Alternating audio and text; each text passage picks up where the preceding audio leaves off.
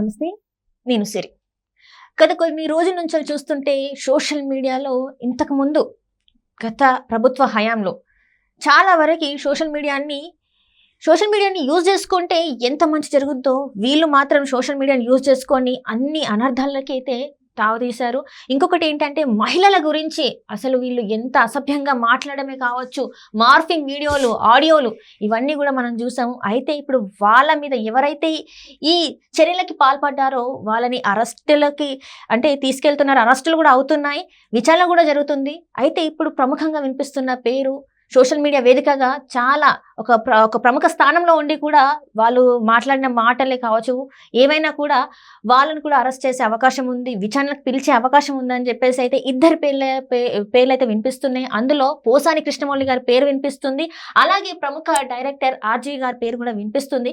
మరి వీళ్ళిద్దరిని పోలీసులు ఇప్పటికైతే నోటీసులు అయితే వాళ్ళకి వెళ్ళడం జరిగింది. పోలీసులు అరెస్ట్ చేసి విచారణకు పిలిచే అవకాశం ఉందా లేదా అనే అంశాన్ని మనకు వివరించడానికి మనతో పాటు ఉన్నారు ప్రముఖ రాజకీయ విశ్లేషకులు అడిసిమల్లి శ్రీనివాస్ గారు. నమస్కారం సార్. నమస్కారం అండి. సార్, ఇప్పుడు చూస్తుంటే అసలు ఈ గత 5 సంవత్సరాలలో సోషల్ మీడియాని మంచికి యూజ్ చేసుకున్నారా, చెడుకి యూజ్ చేసుకున్నారా? మహిళలని ఎంత నీచంగా చూశారు, ఎంత అగౌరవపరిచారు సోషల్ మీడియా వేదికగా. అండ్ అందులో ఈ డైరెక్టర్లు, రైటర్లు వీళ్ళకి మంచి పేరున్నా కూడా వాళ్ళు కూడా దానికి దోహదపడడం అనేది ఎంతవరకు కరెక్ట్ సార్? అసలు యాక్చువల్గా సామాజిక మాధ్యమం అనేటువంటిది ఏదైనా సరే మంచికి ఉపయోగించుకుంటే మంచి, చెడుకు ఉపయోగించుకుంటే అలా ఉంటుంది. సామాజిక మాధ్యమాలని మన పురోగతికి కానీ మనలో ఉన్న టాలెంట్ స్కిల్, సపోజ్ మీలో ఒక డ్యాన్సింగ్ స్కిల్ ఉంది, లేకపోతే మంచిగా మాట్లాడే స్కిల్ ఉంది, లేకపోతే పాటలు పాడే నైపుణ్యం, ఇలాగా మీకు మంచి గొంతు ఉంది. చాలామంది రీల్స్ అవి చేస్తున్నారు, డ్యాన్సులు గేమ్స్లు అవి జుగుప్సాకరంగా కాకుండా కొంతమంది నాట్యాలు చేస్తారు, సంగీతం, పాటలు పాడతారు, రకరకాల మ్యాజిక్లు చేస్తారు. చిన్నపిల్లలు కూడా సీన్లు రీక్రియేట్ చేస్తూ ఉంటారు. ఇలాగ అది ఒక ఇన్నోవేటివ్గా దాన్ని ఆ ప్లాట్ఫామ్ ఉపయోగించుకుంటే ప్రజలు కూడా ఆదరిస్తారు. ఆయా ప్లాట్ఫారాల్లో వాళ్ళకి ఆదాయం కూడా లభిస్తూ ఉంటుంది. మీకు ప్రపంచ యాత్రికులని వరల్డ్ టూర్ వేసి రకరకాల వింతల విశేషాలు చూపిస్తూ ఉంటారు. రకరకాలుగా మనం వాడుకోవచ్చు ఆ సామాజిక మాధ్యమాన్ని మంచి వైపు. అలాగే ఏదన్నా ఒక సమాచారాన్ని చేరవేయాలనుకుంటే కూడా అత్యంత వేగంగా ఆ సమాచారాన్ని ప్రపంచం మొత్తానికి చేరవేయచ్చు.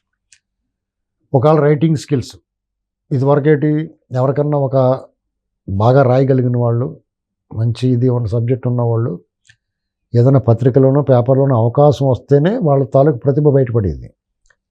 ఇప్పుడు ఏమైంది, ఏదన్నా ఒకటి రాస్తే వాళ్ళు నిజంగా వాళ్ళ ప్రతిభ ఉంటే ఆటోమేటిక్గా ప్రజలు యాక్సెప్ట్ చేస్తారు. ఇదివరకటి కంటే సులభతరమైంది యాక్సెస్ జనాలకి. మీలో ఉన్న టాలెంట్ కానీ ఇప్పుడు చాలామంది షార్ట్ ఫిల్మ్లు తీసుకుంటున్నారు, పెద్ద సినిమాలు యాక్ట్ చేయలేకపోతే షార్ట్ ఫిల్మ్ తీసుకుంటారు. రకరకాలుగా యూట్యూబ్ కానీ, ఇన్స్టా కానీ, రకరకాల ఫేస్బుక్ కానీ, ట్విట్టర్ కానీ, మన అభిప్రాయాలు చెప్పడానికి కానీ, దీన్ని ఖచ్చితంగా మేలు ఎంత జరుగుతుందో కీడు కూడా అంతకు మించి కూడా జరుగుతుంది ఒకసారి. ఎందుకంటే దుష్ప్రచారం చేయటం, అబద్ధాల వార్తలు ప్రచారం చేయటం, అభూత కల్పనలు చెప్పడం, మన మైండ్ సెట్ మార్చడానికి ట్రై చేయటం, మతాల మీద, కులాల మీద, ప్రాంతాల మీద విషయం చంపటం, అది కూడా జరుగుతుంది దీని మీద.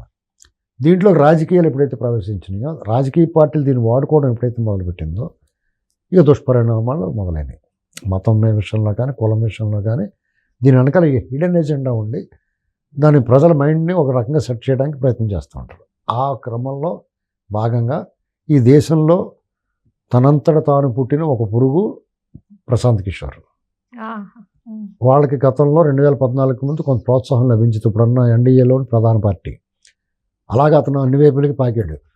జగన్మోహన్ రెడ్డి లాంటి ఒక అరాచకవాది, అవినీతిపరుడు, దోపిడీయే ఎజెండాగా పెట్టుకున్నవాళ్ళు, అబద్ధాలు మోడస్ ఆపరండి, ఇలాంటి పరిస్థితుల్లో వాళ్ళు అతను పెట్టుకున్నారు. వాడు అంతగా మించిన వాడు కాబట్టి ఇంకా పాతాళానికి జుగుప్సాకరంగా వ్యక్తిత్వ హననాలకి, అబద్ధాల ప్రచారానికి బరితెగింపు. చంద్రబాబు నాయుడు గారు పింక్ డైమండ్ దొబ్బేసాడు. లేదా 36 మందికి అమ్మడి పచ్చి అబద్ధాన్ని ఏమి మాత్రం మొగమాట లేకుండా బరితెగించి అబద్ధాలు ప్రచారం చేస్తారు. లేదా పవన్ కళ్యాణ్ గారి గురించి, లేదా చంద్రబాబు గారి గురించి వ్యక్తిగతంగా జుగుప్సాకరంగా కుటుంబాల మహిళల్ని, మీరు ఎవరినో ఒకవేళ వాళ్ళకి నచ్చని పార్టీ, ఎదురు పార్టీలో ఉంటే మీ మీద ఇలాగనమాట. ఎవరికి మహిళల మీద ఇప్పుడు మగాడిని లొంగదీయాలంటే వాళ్ళ ఇంట్లో ఆడవాళ్ళ మీద ప్రచారం చేస్తే ఆటోమేటిక్గా వాళ్ళకి కొంచెం సైలెంట్ అవుతారు, లేదంటే వాళ్ళు మనస్తాపానికి గురవుతారు. ఆ రకంగా హ్యూమిలేట్ చేస్తారన్నమాట. ఇది విపరీతంగా పెరిగిపోయిందండి. సరే, జగన్మోహన్ రెడ్డి అధికారంలోకి వచ్చిన తర్వాత అది పేటరేగిపోయారు, బరితెగించిపోయారు.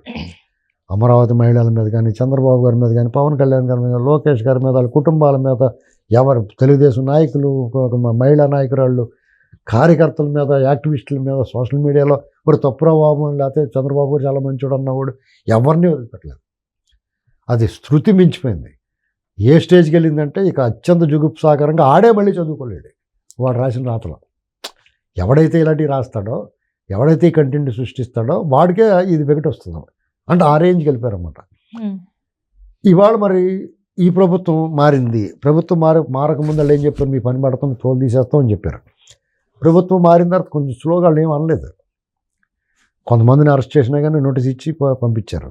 ఇవన్నీ చూసుకున్న వాళ్ళు ఇది అలుసుగా మారిపోయింది. ఇదేదో మళ్ళీ పెద్ద పట్టించుకుంటలేదురా బాబు అని జగన్మోహన్ రెడ్డి కూడా ఉసుకో అన్నాడు. అలా వీళ్ళు మళ్ళీ మొదలెట్టారు. ఈసారి ఇక పవన్ కళ్యాణ్ గారు చూసి వాళ్ళ పిల్లల మీద కూడా, చిన్న పిల్లలు కదా పాపం, ఆడపిల్లలు, వాళ్ళు ఏదో కార్యక్రమాన్ని బయటకు వస్తే తిరుపతి అక్కడికి వెళ్తే వాళ్ళ మీద కూడా మొదలెట్టారు. అంటే పెద్దవాళ్ళు అయిపోయారు, ఇంట్లో కుటుంబంలో మహిళలు అయిపోయారు, ఆఖరికి పిల్లల జోలికి వచ్చేసారు. ఇక ఆయన అసహనంతో ఓ మాట మాట్లాడు. అప్పటికే వాళ్ళకి కేసు ఇవన్నీ రెడీ చేశారు వీళ్ళందరినీ. ఈ లోపల ఆయన అన్నాడు, శంకులో పోతే తీర్థమైనట్టుగా ఆయన అనగానే ఇక మొదలెట్టారు వరుస పెట్టి అరెస్టులు. ఇప్పుడు లబోదీపం అని గొగ్గోలు పెడుతున్నారు. ఆ ముక్క నేను లెక్కట్టక ముందు చెప్పాలంటాడు గోపాలరావు గారు ముత్యాలముగ్గు సినిమాలో. ఈ బుద్ధి ఏడుపు, కొంతమంది క్షమాపణలు చెప్తున్నారు, కొంతమంది తప్పు అయిపోయింది అంటున్నారు, కొంతమంది ఏమో పశ్చాత్తాపం పరివర్తన కలిగింది అంటున్నారు, కొంతమంది ఏమో ఒరే జాగ్రత్తగా ఉండండిరా బాబు, ఇంకెవరికి ఎలాంటివి తిట్టకండిరా బాబు, వీడు మళ్ళీ పట్టించుకోండి జగన్మోహన్ రెడ్డి, ఇలా ఒకరికొకరు ఓదార్చుకుంటున్నారు, రకరకాలు చేస్తున్నారు. ఇవన్నీ కూడా మీరు ప్రభుత్వం మారిన వెంటనే కనీసం ఆగాల్సింది. మీ ప్రభుత్వంలో ఉన్నప్పుడు అలాగే చెలరైపోయారు. డబ్బుల కోసం కక్కుర్తి పడ్డారో, లేకపోతే ఇతరుల మీద ద్వేషంతో కక్కుర్తి పడ్డారో, ఇవన్నీ చేశారు. వాళ్ళు కూడా ఏం చేశారంటే ప్రభుత్వ ప్రజాధనాన్ని ఈ కుక్కలందరినీ పోషించడానికి, ఈ కుక్కలకు బిస్కెట్లు వేయడానికి వాడారు. నేను కుక్కలే అంటాను నేను. పేటీఎం బ్యాచ్ ఒక్కొక్కరికి జీతాలు ఇచ్చి మరీ తిట్టించాడు. తర్వాత పథకాలకు కేటాయించిన సొమ్ము కూడా వీళ్ళకి ఇచ్చాడనేటువంటి వార్త వస్తుంది. అంటే ఎంత దారుణం, ఏ రేంజ్కి వెళ్ళారు చూడండి. దీన్ని బట్టి మనకు రెండు అర్థం అవుతాయి. వీళ్ళు ప్రజాధనాన్ని దుర్వినియోగపరచడానికి ఎంతవరకైనా వెళ్తారనేటువంటిది ఒకటి.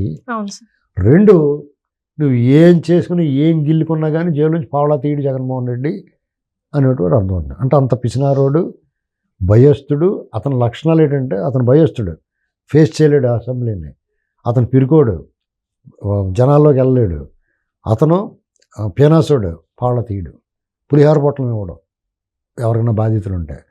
ఇన్ని అవలక్షణాలు ఉన్నవాడికి ఇంతమంది ఎందుకు కూడా తిరుగుతున్నారనేది కూడా నాకు విచిత్రం. అది రోగం అన్నమాట. ఆ రోగ లక్షణాలు మరి అలాగ ఉన్నాయి, అర్థం అవ్వట్లేదు. ఈ బ్యాచ్ అంతా ఇప్పుడు వర్ర రవీందర్ రెడ్డిని అరెస్ట్ చేసి అతను ఏదో శుద్ధపోస అన్నట్టుగా. ఇప్పుడు అతను ఏం చెప్పాడు, అతను మా సోషల్ మీడియా కార్యకర్తలని కిడ్స్ని అరెస్ట్ చేస్తున్నారు అంటాడు. ఎద్దుల్లో ఉన్నారు వాళ్ళు కిడ్స్ ఏంటండి? అవునా? అలా ఆ మాట అంటాను కూడా ఆడికి ఉండాలి కదా. ఒక్కొక్కడు అలా ఆ ఇంటూరు రవికుమార్ కిరణ్ అన్నప్పుడు ఎలా ఉన్నాడు అంటే మరి నార్మల్గా కిడ్స్కి అకౌంట్ చేయడానికి క్రియేట్ చేసుకోవడానికి ఉండదు, మరి అది ఎట్లా మర్చిపోయారు అర్థం కావట్లేదు. మరి అలా కాదండి, వాళ్ళు నా 35 ఏళ్ళు 40 ఏళ్ళు ఆయన నోటితోటే అంటున్నాడు 35-40 years కిడ్స్ అంటున్నాడు. వాళ్ళు కిడ్స్ ఏంటండి? ఇలాంటి పరిస్థితుల్లో వాళ్ళు అరెస్ట్ చేయడం. అంబటి రాంబాబు గారు ఛాలెంజ్ చేశాడు, నా దగ్గర ఉన్నాడు, ఏం చేస్తా చేసుకున్నారు, కట్ చేస్తాడు, వచ్చి తీసుకెళ్ళిపోయారు. అంటే అది కావాలని పట్టించాడా లేకపోతే తెల్లమోహం వేసాడా? అసలు వాళ్ళు ఏం ప్రవర్తిస్తున్నారో వాళ్ళకి తెలియట్లా. ఇప్పుడు వీళ్ళు రాసిన రాతలో దాదాపు రాష్ట్రం మొత్తం మీద అన్ని మూలలో ఉన్న వాళ్ళని ఈ సోషల్ మీడియా వాళ్ళు ఎవరిని విడిచిపెట్టరు. మొత్తం లిస్ట్ అవుట్ చేస్తారు, వాళ్ళ పేర్లు కేసులు పెట్టేశారు. ఇప్పుడు వాళ్ళందరూ గగ్గోలైపోతున్నారు. కొంతమంది సైలెంట్ అయిపోయారు, కొంతమంది పారిపోయి ఎక్కడెక్కడ దాక్కుని వాళ్ళందరూ తీసుకొచ్చేస్తారు. వాళ్ళు ఇప్పుడు ఆహాకారాలు చేసి బదులు ఒకసారి వాళ్ళ కుటుంబ సభ్యులు మా పిల్లలు పట్టుకుపోయారు, మా పిల్లలు ఎలా కొడుతున్నారు, లేకపోతే మా పిల్లల్ని తీసుకెళ్లారు, మా పిల్లల్ని అనవసరంగా హెరాస్మెంట్ చేస్తారు అని ముందు ఒకసారి వాళ్ళు రాసిన రాతలు చూడండి. ఇప్పుడు ఈ కూటమి పోలీసులు కూడా వాళ్ళ వీధిలో ఒక పోస్టర్ వేయించాలి. ఇదిగో వీడి పల్నావాడు వర్ర రవీంద్ర రెడ్డి అన్నవాడు మా షర్మిల గురించి ఇలా రాయాడు, విజయమ్మ గురించి విజయలక్ష్మి గురించి ఇలా రాయాడు, చంద్రబాబు గారి గురించి ఇలా రాయాడు, పవన్ కళ్యాణ్ ఇలాగా ఒక పోస్టర్ మీద వేస్తే ఇంకా పోలీసులు కొట్టక్కర్లేదు, వీళ్ళే కొడతారు జనం. అంతే కదా. ఇలాంటి పరిస్థితుల్లో ఇదంతా చేయించింది ఎవడన్నా వచ్చింది? అవినాష్ రెడ్డి పిఏ రాఘవరెడ్డికి ఏమో అవినాష్ రెడ్డి. ఇప్పుడు రాఘవరెడ్డి అరెస్ట్ చేయడం కూడా ఇప్పుడు దొరికేయడం, అవినాష్ రెడ్డిని కూడా అరెస్ట్ చేయాలి. ఇప్పుడు సునీత గారు ఇప్పుడు అన్ని దారులు రోము వైపు అన్నట్టు అన్ని కాలువలన్నీ సముద్రం వైపు వెళ్తున్నట్టుగా ఇప్పుడు ఇవన్నీ కూడా కర్నూలు వెళ్తున్నాయి. కర్నూలులో పెడుతున్నారు. ఎందుకంటే కర్నూలు డిఐజీ ఉన్నాడు ప్రవీణ్, కోయా ప్రవీణ్ అని, హరివీర భయంకరుడు అన్నట్టుగా ఉన్నాడు ఆయన. అక్కడ వీళ్ళందరికీ కూడా ఆయన ఇంటెన్షన్ ఈ సమాజానికి పట్టిన రోగం. ఆ డాక్టర్ కూడా, నేను పోలీస్ ఆఫీసర్ ఐపీఎస్ ఆఫీసరే కాదండి డాక్టర్.